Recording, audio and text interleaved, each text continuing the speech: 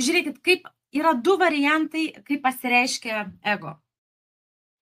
Ir vienas greičiausiai jumis tikrai nustebins. Žiūrėkit, kurį mes dažniausiai atpažįstam.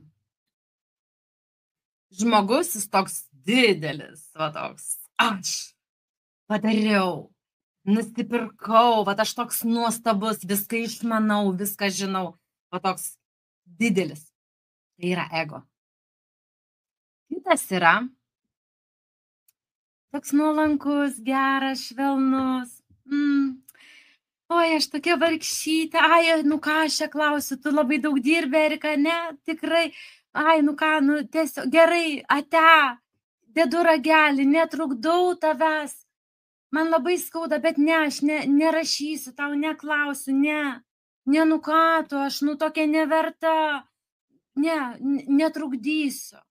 Tai yra ego. Abu variantai yra ego. Ir abu yra labai maži. Tik vienas didelis pasipūtęs, o kas pučiasi? Kas vaizduoja didelį? Tas, kas mažas. Tai vaikas ateina, sako, aš jau didelis. Taip pat ir suaugę žmonės. Jie tokie pat mažiukai. Ir ten yra ego.